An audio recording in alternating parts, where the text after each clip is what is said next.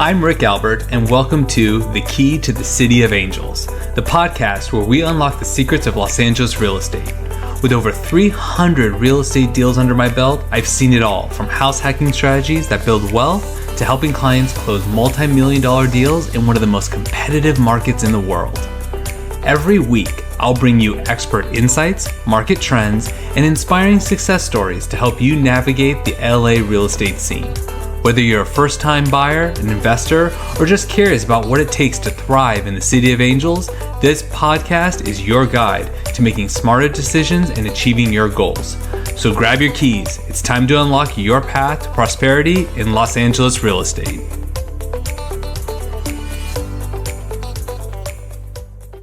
Hello, everyone. Welcome to the first episode of The Key to the City of Los Angeles. I'm Rick Albert, and today I have Ignacio Rodriguez. Why don't you go ahead and introduce yourself? Yes, my name is Ignacio Rodriguez. I am an architect practicing here in the city of Los Angeles. We specialize in the luxury market, specifically in the cities of Hollywood Hills, Beverly Hills, Holmby Hills, Brentwood, Pacific Palisades, and a little bit of Malibu. And again, we specifically only design luxury homes, both for developers and end users. And we've been in business now for 12 years, going on 13 years. Oh, congratulations. Thank you. So we're going to dive into a few things. One, what actually got you into the luxury market, right? Versus building in like the Granada Hills, the Pacoimas of the world, that sort of deal. Yeah, I always wanted to design luxury homes. I always wanted to design homes, actually. I didn't understand that the luxury market is where you have the most freedom to really be able to push the boundaries, really kind of flex your design muscles, so to speak. So I think as I got into the housing or the residential area, residential space, I quickly realized that the luxury market is where you really want to be to get the most freedom for, being on the creative side. Fair enough. And even as like a developer for the purpose of resale, the more creative the design, the better. I know. 100%. Yeah. Like I've had clients who are looking at some of these builders and they're like, well, I don't want what everyone else has, right? Because a lot of builders will build the same house over and over again. Yes. Yeah. I even had a client once, she bought the house. She's like, it's not like anything else we've seen. And like a week after we closed, that builder popped another one up on the market. It was like identical. Yeah, I mean, unfortunately, that happens a lot, and that's where I think, sometimes that impacts their sale value, the exit, cost or the exit price when you're able to sell. If it's a cookie cutter machine that you're doing, the Thomas James of the world, so to speak, there's going to be a ceiling for where you're going to be able to sell a product for sure. Sure. This episode will be launched in 2025. So since we're going to be at the beginning of the year, what are some of, basically like for those that are watching or listening, if they're thinking about building, if they're thinking about doing something to their space, what are you seeing as like future design trends, things like that? That's a great question. I think that one of the biggest things that's been coming up now more and more on all of our homes is kind of a formal theater. People are kind of going back to the home theater, to a more formal theater space, which is really very interesting because for a while, probably the last 3-4 years, it's been more of like a media room, kind of a lounge space where it's a multi-purpose space where you can hang out, you can entertain, you can watch a nice movie. It's a flex space, and now it's coming back around to like the more formal spaces. Obviously the open plan, I think that's still true, whatever the lifestyle that we currently live. We're seeing that more and more, even on traditional projects where clients will call and ask for a much more transitional project. But then when you go inside, it's a very contemporary floor plan. I mean, everything is open, everything is, all the relationships. It's just a very fluid floor plan. I think ultimately that's what everybody's looking for, even on the smaller remodels, what we work on. It's everybody's just trying to get rid of all the walls on the inside. You just get rid of the walls and they give you a massive opening to the backyard, and I think we'll be good. So I think those are the big trends. Yeah. Okay. Fair enough. I have to say, when we worked on our house, we made it more open. Yeah. I have to say, I was one of those. But it's nice. Like you open the door and it goes all the way out. We have the big door, so you see all the way out to the backyard, kind of like blending that space. It does, and it also allows you for like bigger entertainment areas. Like you're able to host, if you have a series of smaller defined spaces, you can host Mm, 15 people, 20 people max. Once you yeah. open it up, now you get into the 40 people, 50 people range. And then if you could engage the outside with a big sliding door, oh, now you go as big as you really want to. So going into that, so let's say someone's like, okay, great, I'm building it out. Los Angeles and just California in general, construction's tough, right? And then the costs keep going up. What do you, especially on the hillsides, like what are you seeing as far as building on like, Hollywood Hills, even parts of Beverly Hills, that Yeah, sort of. I mean, construction costs I think it's really high right now. Some of that is attributed to the material costs, but a lot of it is actually to the labor costs. The labor went Mhm. up in the pandemic. People were able to charge more, and so nobody's willing to take a pay cut, right? So even if material Mhm. comes down, the labor's still pretty high. And then when you then apply that concept to then hillside construction, well, then that just gets that much more complicated because the level of skilled labor to build in that typology is much, much higher, requires much more experience. Then you're getting into really expensive numbers. And then in recent years, we've been getting a tremendous amount of water. And so that has now put a lot of focus into really making sure the waterproofing is good, really making sure around the building is draining properly. We're collecting the water, we're pumping it up to the streets.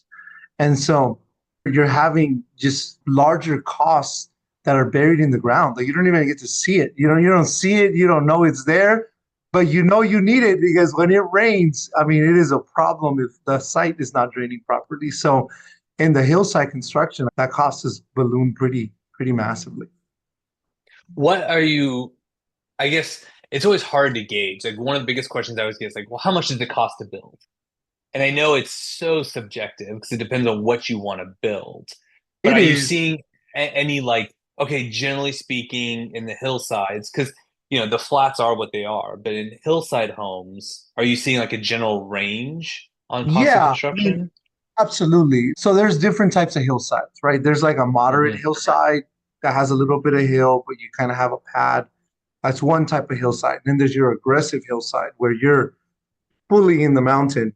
There's no pad, and you're having to Mm. build your way into that. So if say in the flats, right? Say in a flat area, your cost per square foot is around the 650 to $700 a square foot. Then you go into a moderate hillside construction, you're gonna be in the 850 to $900 a square foot. And Wow. then you go into the real hillside construction where it's all sloped, then you're gonna be up there in the 1,000, 1,100 range. And it's Is just it even worth building those? most of the time it isn't. We've studied these projects for clients.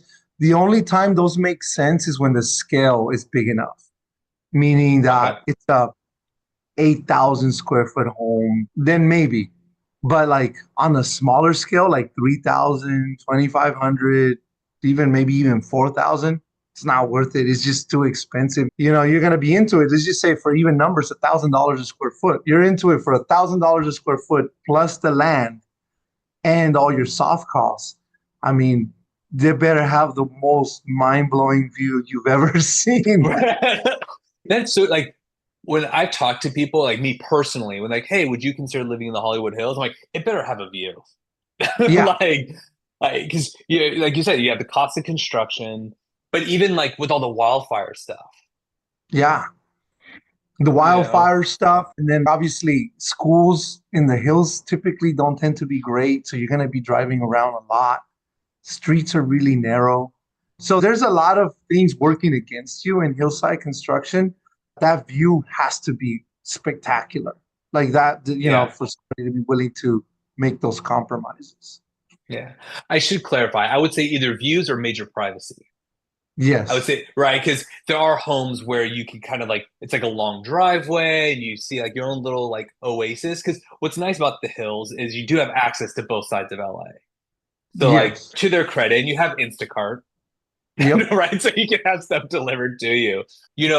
What are some of the building codes changes, what both in 2024 and into 2025 that you're seeing? Like I know, for example, it used to be one lane roads were okay. Now they need to be two-lane roads Yeah. to get access. And I know that's been really challenging for people. I've been meeting a few people this year where they bought this land years ago thinking they could build on it. Now they find out they can't. Yes, yes. So exactly that, right? And a lot of the codes are kind of driven by the natural disasters, fire being Okay. one of them, water being, landslides being another. But fire, if you have a narrowed road that leads to your property, it used to be that you can ask for zoning approval to build on a narrow road, and they used to give that to you, and it was pretty straightforward. Not no Hmm. more.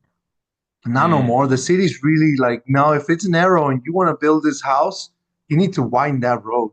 When if it's 20 feet, it's not the end of the world.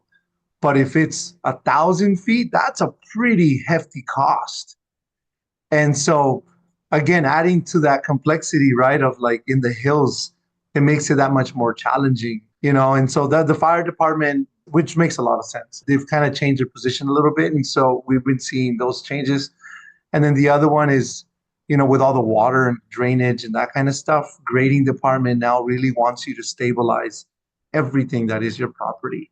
And so you're having to go out and address parts of the property that you might have not even wanted to address, but the grading department is going to force you to address them. And so that makes it so that maybe some lots are buildable, but financially they're just impossible. You can't do it. And so that's part of the key. We always advise clients when they're in the process of buying a property, like, hey, you should give us a ring before you close, or if you open escrow, just so we can take just a high level picture and see what are your hurdles here, just so that you can add it to your budget and make sure it still makes sense. Okay. What are you seeing built developers doing right now? Like in terms of like when they're looking for spots to buy, are there anything they're doing now that they didn't do before? And going into 2025, have developers said, "Hey, we're doing this now. Like we're pivoting, basically."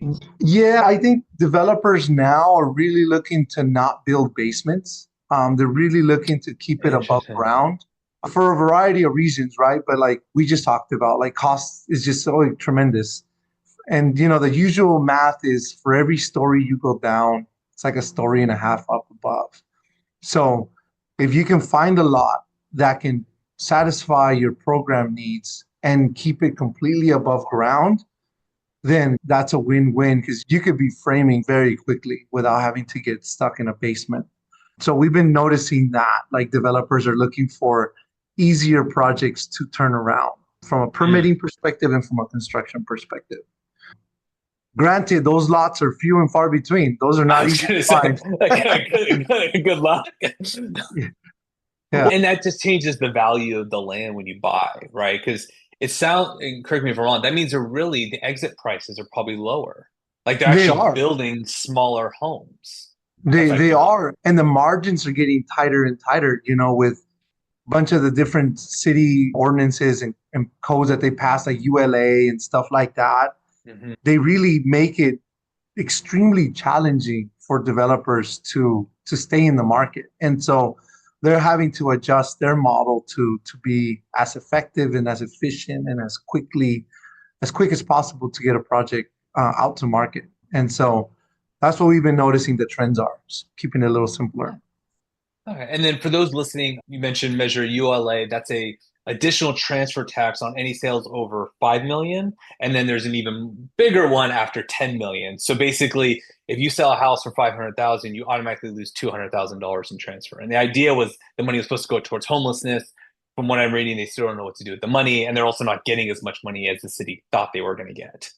Um, Correct. it, right. Actually, I have a client who bought a house for like 3.2 million a couple years ago, and now it's worth probably close to four. So I've actually approached him a few months ago, or actually longer than that. But I was like, you might want to consider selling because if you keep it below the 4 million mark, buyers aren't thinking about that transfer tax for future appreciation. Yes. And we've had projects where they're just over that 5 million threshold, like 6.1. And then Hmm. you end up seeing the projects end up finally trading at like 4.99999. And it's just because that transfer tax, I think it was very unintentional, but it really kind of skewed the sales market on the Oh real yeah. estate pretty massively. Oh yeah. And without getting too much into it, people tend to forget about all the people involved in each transaction. Right? Because a Right. lot of people look at it and it's like, oh, well, you can just tax the wealthy, they can afford it. It's like, okay, but what about the loan underwriters that were working on these transactions, the home inspectors, all those people that, aren't buying a $5 or $10 million home, but they're working on them. Like all Yeah. those sales and all those transactions have gone down. You mentioned a lot about the ordinances. There is this proposed wildlife ordinance that's out. Can you kind of dig into that a little bit? Of course, yeah. So we've been working closely with Crest Real Estate, I and know Crest. yes, Jason and Steven, and they're awesome. And so we've been working closely with them, trying to inform as many people as possible on it. The wildlife ordinance, unfortunately, it's masked as a wildlife ordinance, but Mhm. it's very little to do with the wildlife and everything to do with stopping development in basically in a very specific part of town. But the unintended consequences is that they're basically going to devalue people's properties. I mean, the studies that we've done conservatively by 40%, which is insane. And on some of the more aggressive studies that we've done, somewhere in the vicinity of like 60 to 65%. And so those are big numbers, right? Like if an ordinance reduces your value by 10%, it's crazy. 15% is, you know, you would imagine it would require a vote, like a public vote to make something like that happen. But 40 to 60%, I mean, that's criminal. You know what I mean? Like that's crazy. And a lot of people don't look at it like, how is it going to impact me? Because I'm not looking to develop my property, but it's going to impact your value because your property is not going to be worth what it is worth today. It's just not. And there's a lot of, as you drive through the hills, yeah, there's a lot of new constructions, but there's significantly more older homes that are there that were built, 80 years ago, 70 years ago. And those properties have been reaping the benefits of the developers for some time. And that's unfortunately that's going to go away because you're going to see development basically come to a halt. We just talked about it. If you're building the smaller homes, it just doesn't make sense.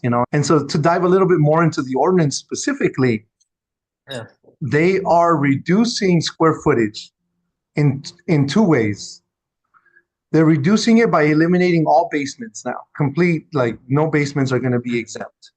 Doesn't sound like a big deal, but on a lot where you can build only a 2,500 square foot home, that basement allows you to get into that, 4,000 square foot mark. And suddenly the numbers make sense.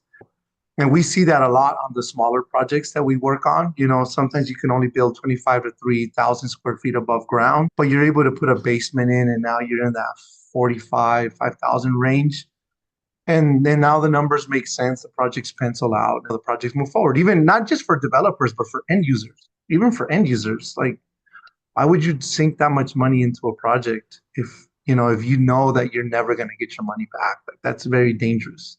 So they're tackling square footage by eliminating basements, and they're removing two slope band areas. For the sloped areas, you have to do a slope band map that calculates how much square footage you can get. They're removing the bottom two tiers of that, which is tremendous because effectively they're asking for hillside properties to be flat. I mean, it's counterintuitive to what you're trying to do, Right. right? And then the last part is they're putting a threshold called the site plan review on any project over 6,000 square feet.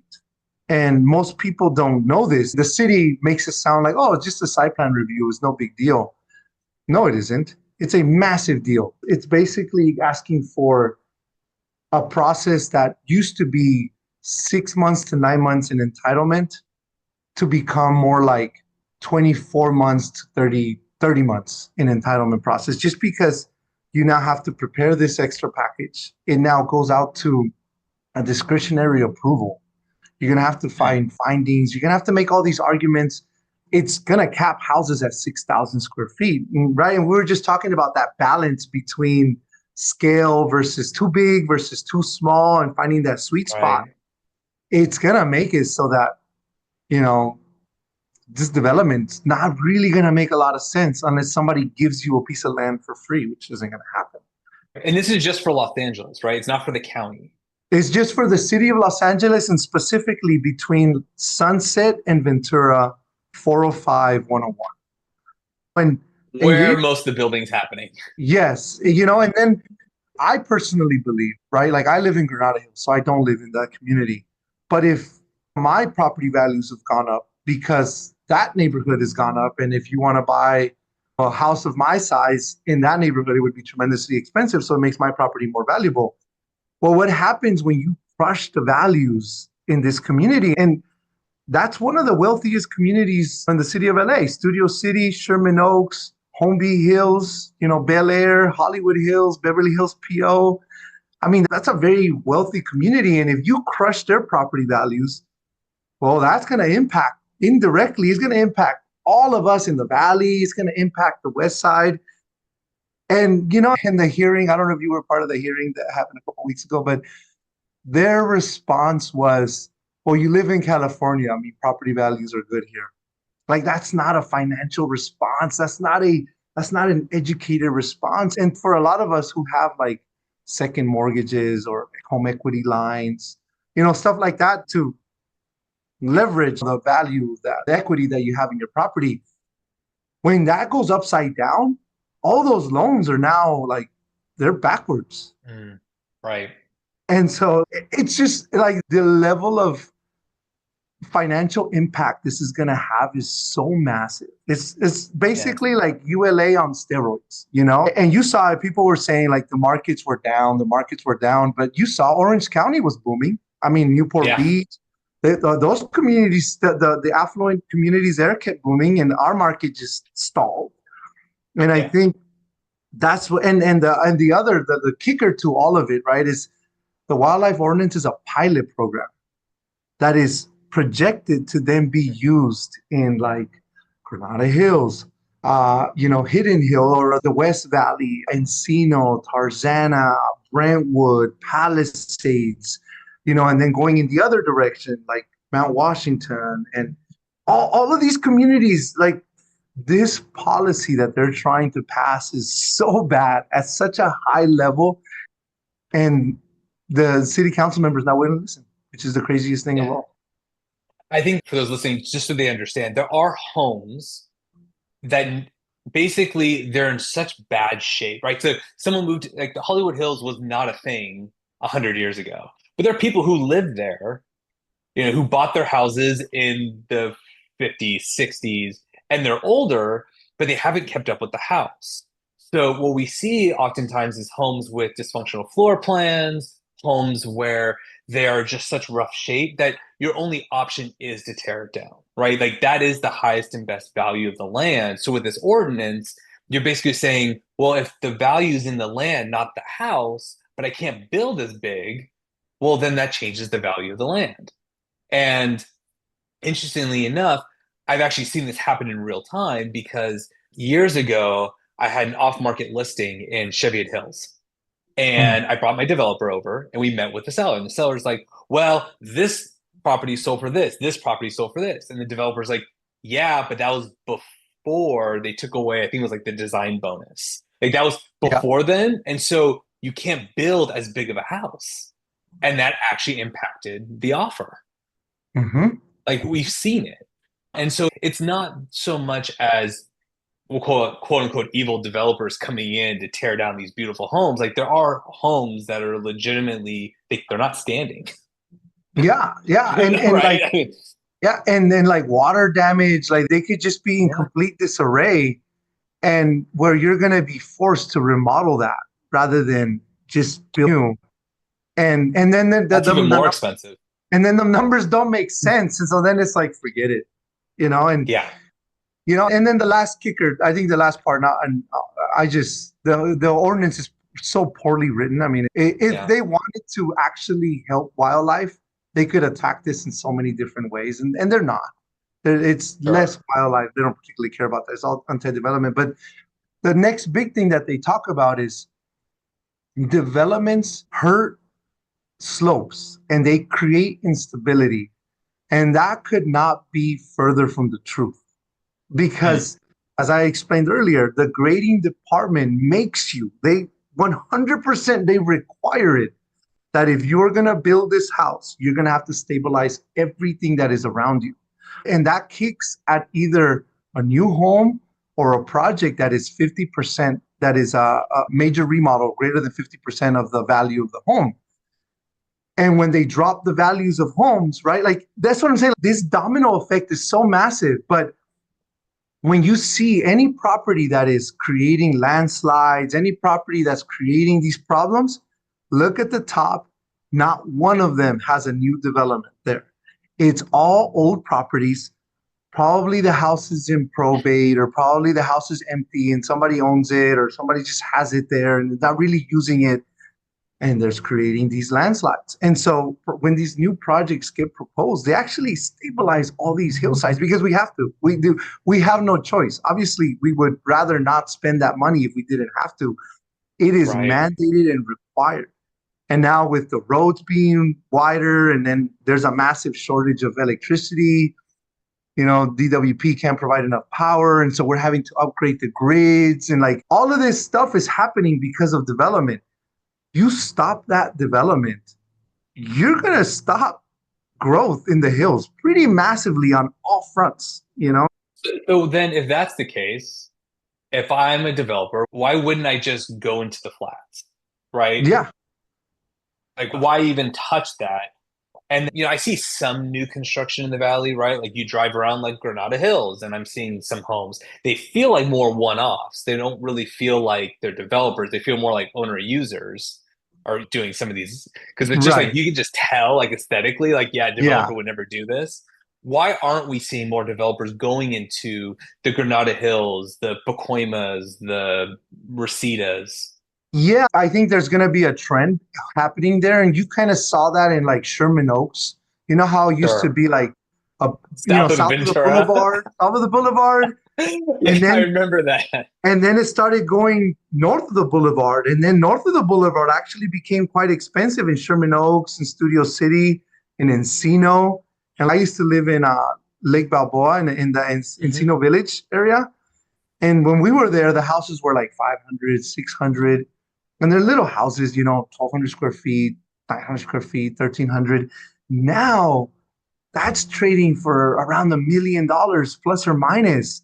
And it's the same old house. And so, yeah, you're going to see a little bit of that happen for sure.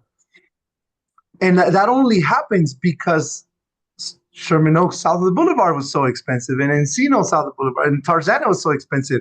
But when all those neighborhoods get crushed on the value side, well, you're going to see a ripple effect north of the boulevards. And so Right. we don't know. And as I mentioned to you, I think developers will be looking for simpler projects, flat lots where they can get in, they can get out, because that's the only real way it's going to make financial sense. The carry cost, I'm sure, but carry cost on some of these projects is very expensive. And you Right. double the carry cost, a lot of those projects don't pencil out anymore.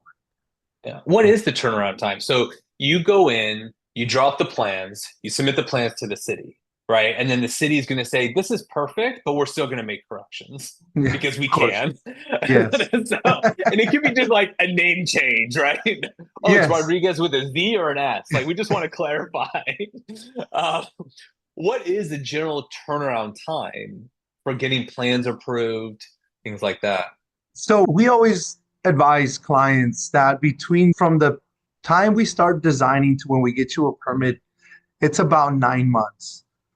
On Wow. an For brand new aggressive construction. for brand new construction, even a major remodel, it's going to be in the 6 month range. It's just the city requires a lot of documentation, right? And so unless you're doing no additions and it's just an interior gut, different. But if you're doing additions Sure. and you're expanding the property, it's going to take some time. So it's usually 9 months on the fast side, 7 on the actually is becoming more and more typical 12 when pandemic was really going and everything was a year Sure. long.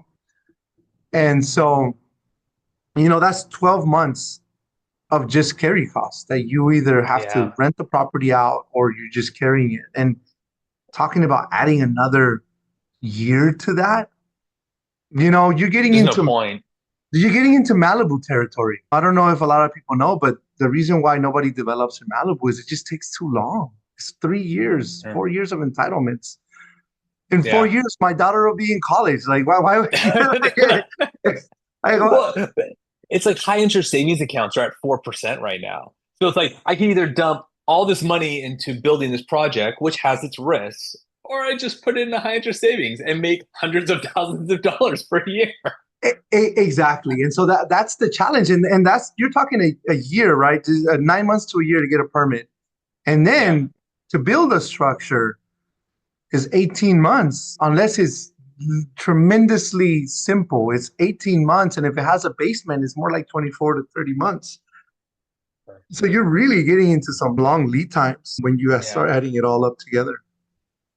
So then, really, because one of the reasons why I've seen developers build in these higher price points is because the cost of plumbing, the cost of electrical, the cost of drywall, it's the same, right? Whether you're building in the hills or you're building in the flats of the valley, right? So it's like, but your dollar goes farther because it's a luxury market. So if builders aren't likely to be building where it's getting more and more expensive, couldn't that just push them to areas like Beverly Hills, right? Truesdale Estates, basically stay out of the city of LA at that point, which then could That increase the value of land for those other properties. that's correct. Yeah, like who's gonna probably benefit the most? City of Beverly Hills. I mean, Truesdale, the flats, they're gonna just be absolutely priceless pieces of property. City of Santa Monica, which is not ideal to build in. They're That's what I've really heard. difficult. They're really difficult to work with. But now it's going to become like, well, it just might make The more thing. sense. And then the city of West Hollywood, same thing. West Hollywood's, difficult, but suddenly, basically anything that is touching the city of LA is going to become much more valuable just because you're LA adjacent without all Sure. the shenanigans. Sure. Which makes sense because then people are like, especially if you want a certain size house, there are people who want the bigger homes for whatever reason. Could be a Yeah, trophy, could just be because they actually need it. yeah, and even then, like obviously we design luxury homes, so they tend to be bigger. But when you Sure. start adding the amenities of today's family versus a family in the 1950s, it's a totally different level of requirements. And you got, kids now staying in the houses longer, so you need bigger bedrooms, you need more bathrooms, all the parking, right? All these, LA doesn't have a great public transportation system, so everybody's got cars. So now you're talking You mean the about developers don't have to add a train to go through their property? not yet. Not Not yet. yet. I'm sure that'll be the next addendum to the wildlife ordinance. We're going to Right. require trains. So as you look at today's lifestyle and just in general, a family of four, 1,200 square feet is probably not enough. And Yeah. so as you add to it, a lot of times it's looked at as a luxury, but if you want, like, so many of us work from home, you need a home office. Mhm. Like working out of the corner of your bedroom is just not a thing. Like you need a home office. And so as you look at the modern lifestyle of how we all live, I mean, this ordinance is really, is so insensitive to like It's how rough. we, yeah. Yeah. So we'll call it, I like to say affordable price range, but really affordable by LA standards is anything under 2 million. So if someone was looking to remodel their homes going into 2025, what are things that they should be looking for? You mentioned working from home. So is having an extra bedroom more important or having a den for that home office? Like what are some of the trends you're seeing that people want going forward? Yeah, I think an extra bedroom on the ground floor, I think is important just because it becomes an home office slash, you know, den, TV room slash kids playroom. Like you can kind of multi-purpose that, but that's Hmm. become very important. The other item is the kitchen size. Like you really don't Hmm. want a galley kitchen. If you have a galley kitchen, it's going to be difficult to entertain in that space. So you're going to end up Hmm. demolishing walls to make it more open. And then obviously bedroom count always helps. And then actually a big yard. People really want some open space, be able to hang out in the backyard. I think COVID really taught us the value of having space. I Yeah. think, Right. like it really, really explained the value of a rear yard or even a front yard, like really understanding that and having that. So I think those are the kind of the items that you're kind of looking for. And then obviously, if you could find a plan that doesn't require too much remodeling, then that's a win-win. If you have Sure. to take the house down to the studs, you're probably not gonna make any money there if you ever decide to sell that property.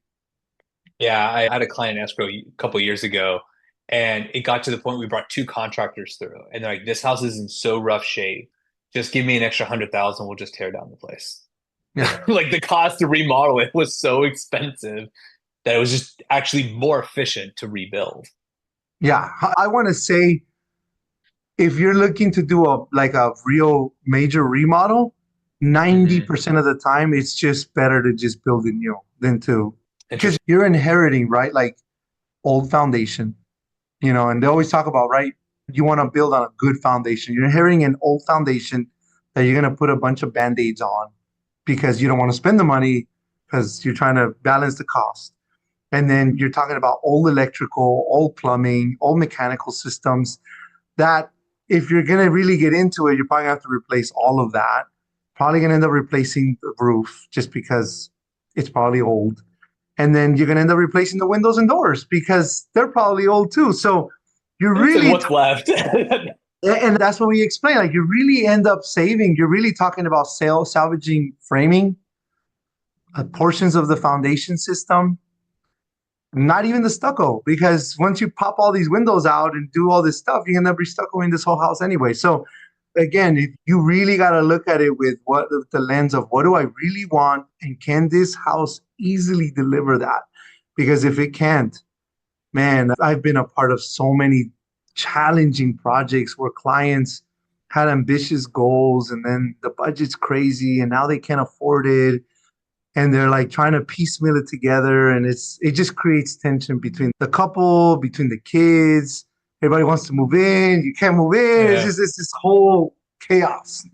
Yep. Yep. Been there. When we bought our property, we did an addition and then converted the garage to the ADU.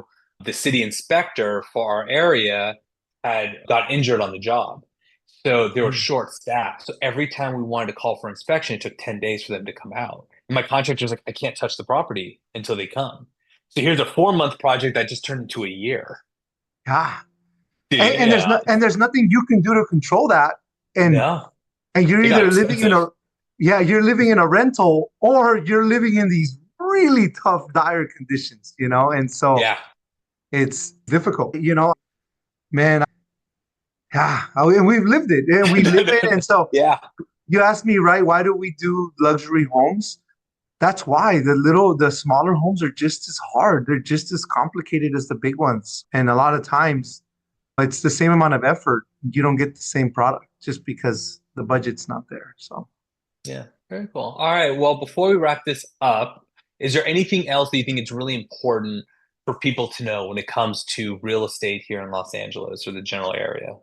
yeah, there's a lot of ordinances, there's a lot of codes. Consult your local professionals, your architects, land use attorneys, especially if you have ambitious goals of modifying this house in any way, because you could be very shocked by what you thought you could do versus what you Mhm. actually can do. And looking at your neighbor's properties as a benchmark for like, well, he did it, so I should be able to do it. Like, yeah, no, Not anymore. not anymore. And so just try to get as informed as you can, especially early on, just because it'll either help you negotiate a better price and Mhm. or understand the complexity of the project that you're getting yourself into.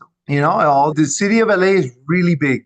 The other part that I think is people don't understand how big this jurisdiction is. It's from San Pedro all the way to Sun Valley. It is a It's far stretch, massive. from East LA all the way to West Hills. It covers a large amount of ground, and each area has its different complexities. So definitely Yeah. talk to your local professionals Well, or perfect. Well, myself. speaking, I was going to say, like, how can people get a hold of you? Yes, yes. So my website is called irarchitects.us. You go on there, see some of our work. There's a contact us page. You could also email me at Ignacio at ir-arch.com, or you can give me a call on my cell, 310-466-2203. I try to be super available. I spend a lot of time with clients that are buying homes to give them as much information as possible. Even if we don't get the projects, no big deal. I'd rather, because I've seen so many horror stories, I'd rather give you all the information and let you make an informed decision. And so that's been our business model. It's always be as helpful as you can, and good things will come your way. I agree. Well, thank you so much for everything. I really appreciate it. I would love to have you back on, maybe a few months down the road. We'll see what happens with the Absolutely. wildlife ordinance and Yes. and see like, oh yeah, people wanted movie theaters. Now they're converting them. Like, so we can see what goes on. So I really appreciate it.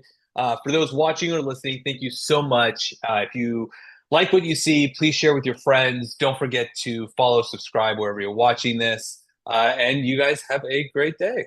Awesome, Rick. Thank you so much for having me. And yes, more than glad to come back on. No problem. Anytime. Perfect. Appreciate it. Thanks for tuning in to The Key to the City of Angels. I hope you found today's episode helpful as you navigate the world of Los Angeles real estate. Whether you're looking to buy your first home, expand your investment portfolio, or sell in this competitive market, I'm here to help you succeed. Let's connect. Visit my website or follow me on social media to learn more about how I can help you achieve your real estate goals. And if you're ready to take the next step, don't hesitate to reach out. I'd love to work with you. If you've enjoyed this episode, be sure to subscribe, leave a review, and share it with someone who might benefit. Together, let's unlock your potential and make your real estate dreams a reality.